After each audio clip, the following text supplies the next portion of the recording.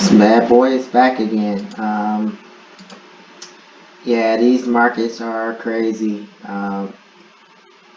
Just kind of peeked in again at what was going on with the market, and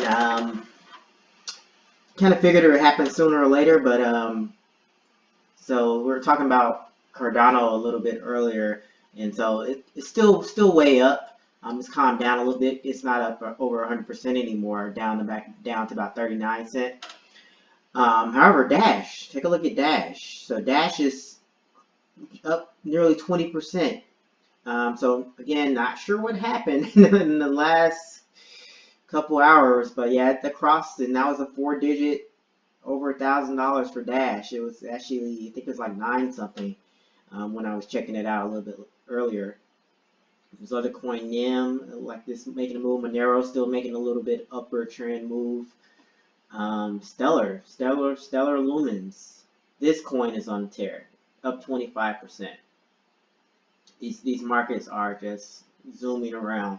Tron, I think I vaguely remember seeing that one earlier. I think it may actually be a little bit down from where it was earlier. I think it was up like over 100%. But yeah, BitConnect up 13%. Just recently did a video on BitConnect. Actually, I need to post that at some point.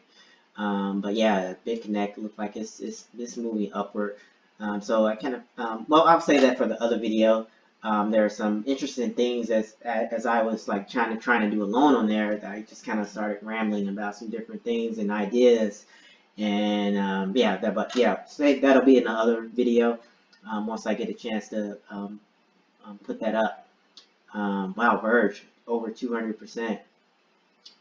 I do remember mentioning Verge earlier. Like, what is Verge? And I don't think it was number 28. I think it was maybe like number 30 or something earlier. So it's just to make some huge moves. I need to put that on my list. I need to figure out what Verge is. I have no idea what this coin is, where to get it from. It doesn't have the little star next to it, so maybe it's mineable. Maybe something I can maybe repurpose one of my systems for.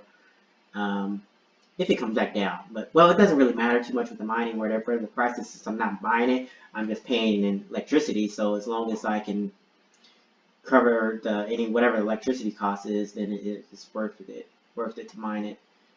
If it's to be profitable. But yeah, it was just kind of, this would be just kind of real brief check-in. Just kind of glanced in the markets, and I noticed this thing with Dash had crossed $1,000. So I wasn't really thinking Dash was going to do this maybe like sometime next year.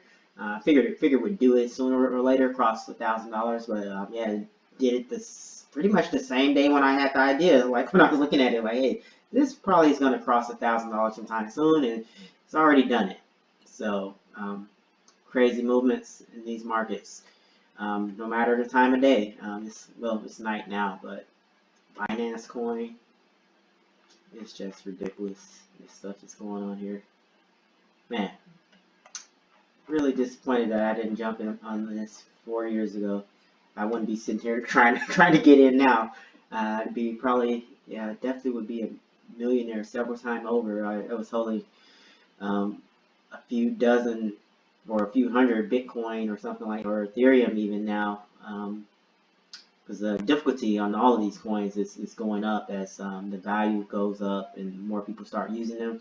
And like I said, on Bitcoin, the transaction fees are ridiculously high. So like if you want to mention you want to transfer like $10 versus $1,000, you're still paying probably like a $20 transaction fee at this point.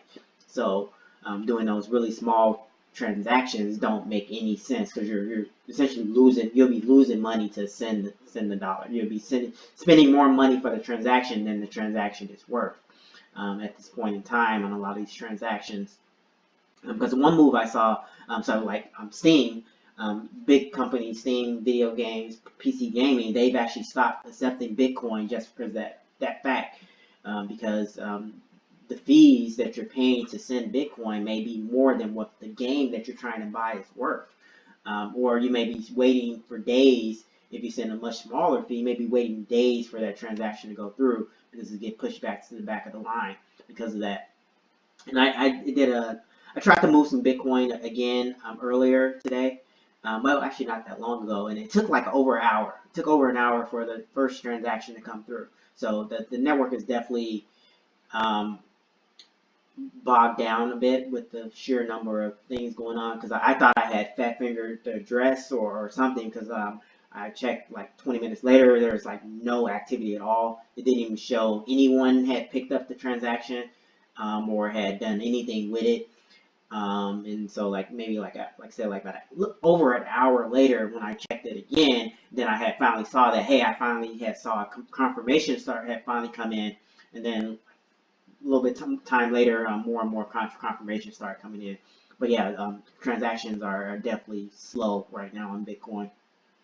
Um, so, but compared to what I would think, like, so it's computer based, it's kind of self-checking and doing all this other stuff. I expect, I guess my expectation is different. Because like I'm thinking like when you swipe like a Visa credit card, right? That goes through within seconds, and then you can go about your day, it's confirmed, it shows up in your account, everything's good to go. But something like Bitcoin, I don't see if these like hour-long transactions and confirmations and things continue. This will never be something you would use in a day-to-day transaction in person, because who's going to wait around at a store for an hour for the store to even confirm, be able to get the message to confirm that you gave them money, right? I just don't see that happening. For something maybe like for bigger purchases, large purchases like a car or house, motorcycle, something like that, that's worth a lot of money, then it makes sense. But for buying a pack of gum or a pair of shoes in the store, um, well, cheap pair of shoes, unless I buy cheap pair of shoes. Yeah. Um, but if you're doing something like that in the store and trying to do it with Bitcoin in its current iteration today, I would say it's a total non-starter, because it's just waiting an hour for the first confirmation to come through to say that, hey, something on the network agrees with what I thought I did, and they confirm and make it permanent in the blockchain. To take an hour for that, it's a non-starter for that type of transaction. But the technology is awesome. The blockchain, this is a really neat thing. I'm kind of really curious on what whoever did this is their ultimate goal behind it. But yes, definitely has been disruptive to the market.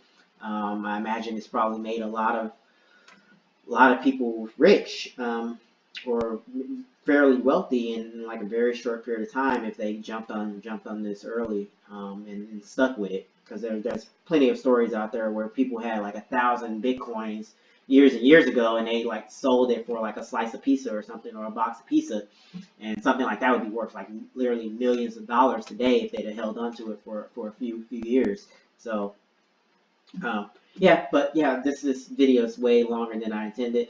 Just kind of was a quick check-in on what I was seeing going on with Dash, another coin. Don't have any Dash.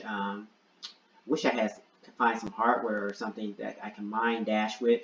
But what I noticed about these like so-called ASIC miners, they're very expensive. They're like several $1,000s typically to get one.